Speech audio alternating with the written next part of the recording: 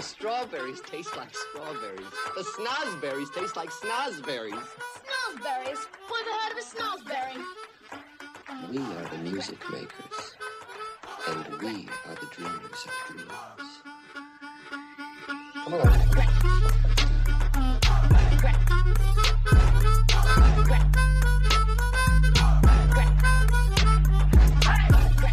This is the Music Makers Podcast, where I read things out loud to you and then offer my unqualified opinions on them.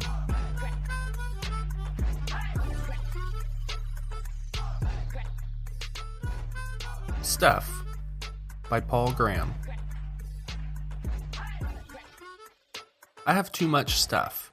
Most people in America do. In fact, the poorer people are, the more stuff they seem to have. Hardly anyone is so poor that they can't afford a front yard full of old cars. It wasn't always this way. Stuff used to be rare and valuable. You can still see evidence of that if you look for it. For example, in my house in Cambridge, which was built in 1876, the bedrooms don't have closets. In those days, people's stuff fit in a chest of drawers. Even as recently as a few decades ago, there was a lot less stuff. When I look back at photos from the 1970s, I'm surprised how empty houses look. As a kid, I had what I thought was a huge fleet of toy cars, but they'd be dwarfed by the number of toys my nephews have. Altogether, my matchboxes and corgis took up about a third of the surface of my bed. In my nephew's rooms, the bed is the only clear space. Stuff has gotten a lot cheaper, but our attitudes toward it haven't changed correspondingly. We overvalue stuff. That was a big problem for me when I had no money. I felt poor and stuff seemed valuable, so almost instinctively I accumulated it. Friends would leave something behind when they moved, or I'd see something as I was walking down the street on trash night, or I'd find something in almost new condition for a tenth its retail price at a garage sale, and pow, more stuff. In fact, these free or nearly free things weren't bargains because they were worth even less than what they cost. Most of the stuff I accumulated was worthless because I didn't need it. What I didn't understand was that the value of some new acquisition wasn't the difference between its retail price and what I paid for it. It was the value I derived from it. Stuff is an extremely illiquid asset. Unless you have some plan for selling that valuable thing you got so cheaply, what difference does it make what it's worth? The only way you're ever going to extract any value from it is to use it. And if you don't have any immediate use for it, you probably never will. Companies that sell stuff have spent huge sums training us to think stuff is valuable. But it would be closer to the truth to treat stuff as worthless. In fact, worse than worthless, because once you've accumulated a certain amount of stuff, it starts to own you rather than the other way around. I know of one couple who couldn't retire to the town they preferred because they couldn't afford a place there big enough for all their stuff. Their house isn't theirs, it's their stuff's. And unless you're extremely organized, a house full of stuff can be very depressing. A cluttered room saps one's spirits. One reason, obviously, is that there's less room for people in a room full of stuff, but there's more going on than that. I think humans constantly scan their environment to build a mental model of what's around them. And the harder a scene is to parse, the less energy you have left for conscious thoughts. A cluttered room is literally exhausting. A really painful thing to recall is not just that I accumulated all this useless stuff, but that I often spent money I desperately needed on stuff that I didn't. Why would I do that? Because the people whose job it is to sell you stuff are really, really good at it. The average 25-year-old is no match for companies that have spent years figuring out how to get you to spend money on stuff. They make the experience of buying stuff so pleasant that shopping becomes a leisure activity.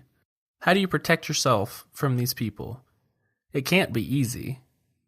I'm a fairly skeptical person, and their tricks worked on me well into my 30s. But one thing that might work is to ask yourself, before buying something, is this going to make my life noticeably better? A friend of mine cured herself of a clothes buying habit by asking herself before she bought anything, am I going to wear this all the time? If she couldn't convince herself that something she was thinking of buying would become one of those few things she wore all the time, she wouldn't buy it. I think that would work for any kind of purchase. Before buying anything, ask yourself, will this be something I use constantly, or is it just something nice? Or worse, a mere bargain? The worst stuff in this respect may be stuff you don't use much because it's too good. Nothing owns you like fragile stuff. For example, the good china so many households have, and whose defining quality is not so much that it's fun to use, but that one must be especially careful not to break it. Another way to resist acquiring stuff is to think of the overall cost of owning it. The purchase price is just the beginning. You're going to have to think about that thing for years, perhaps the rest of your life. Everything you own takes energy away from you.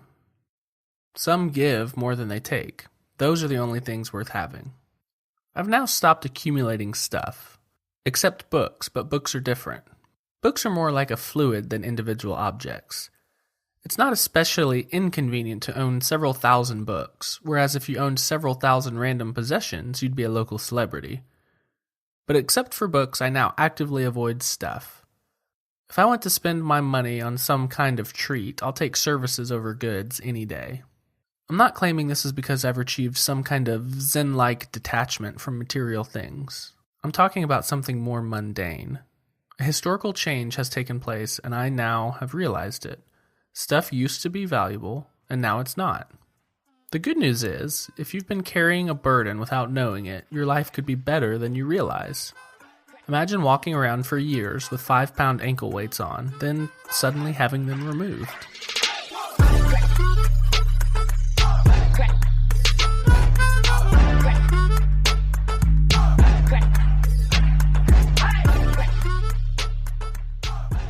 I'm going to use this article to reveal another kind of weird thing about myself. I wear the same thing to work every single day of every single week. A while back, I read an article about this lady who wears a uniform to work, in that she bought the same outfit and wears it every single day to work. And I thought it was kind of crazy, but also kind of awesome. That article about uniforms, the article we just read about having too much stuff, and a book called Essentialism, The Disciplined Pursuit of Less. All of those things made me realize, hey, maybe I want to try a uniform too. So I went in my closet and actually looked at all the clothes I have. And I realized I don't wear most of these clothes ever. In fact, I don't like most of these clothes. I'd go into my closet and look at all these shirts I have and essentially pick from the same, 4 or 5. And the rest would just be there. I started wondering, why am I keeping all this stuff that I don't want to wear and I don't actually like? It's just taking up space in my closet. So I did something crazy and I found a shirt that fits well, a shirt that I like, and I bought 4 of them. Found a pair of shorts that fits well, and I bought a couple of those. And now I wear the exact same thing every single day to work. And yes, I get to wear shorts to work, and that's pretty awesome. So I took all of these other clothes, and I gave a lot of them away, and then put what was left in the guest closet, thinking, this is insane. I'm not going to wear the same thing every day. I should keep these clothes just in case. But you know what? I haven't missed them at all. Now, every time I look in my closet, I know I like the way that those shirts fit. I like all of these shirts, and I can pick any one of them and wear it. And I've slowly started to add a few more into the rotation. So I'm kind of shifting away from a strict uniform and shifting more towards something called a capsule wardrobe. And the whole idea behind that is, what are the clothes that if you put in a time capsule and opened it up in, 30, 40, 50 years, what clothes would still be wearable? What clothes are timeless? And the author is right when he says there's a mental cost to owning things. You can't just buy it and bring it in your house and forget about it. There's a mental cost to stuff. There's a guy called William Morris that lived in the 1800s, and he said, "Have nothing in your houses that you do not know to be useful or believe to be beautiful." This is the best rule of thumb for me. Don't have anything in your house that you don't know is useful or think is beautiful. There are some things that you just have to have because they're useful. That's fine. But if it's not useful and you don't love it, why do you still have it? Get rid of it. Free up that mental space that you've allocated towards keeping and taking care of that thing. Or finding a place to put it or how to organize it or whatever. Tidying up becomes much easier when you're not tidying up a bunch of junk that you don't like. Another rule of thumb that's useful in so many areas of life is it's either a hell yes or it's a no. Do you need that new thing? Absolutely yes or no. If it's, I could maybe use it, or I think it's pretty cool, it's a no. So go around your house today and ask yourself, do I absolutely need this thing? Is this thing very useful? Or do I love it? Do I find it to be extremely beautiful? And if you don't know that it's useful or think that it's beautiful, why are you holding on to it? Don't just keep it because it was a good deal or because you've had it for a long time. That stuff in your life is continuing to cost you. It's costing you your mental energy. So don't just assume that because you already own it, you should keep it. Get rid of some of that stuff and free up your mental space.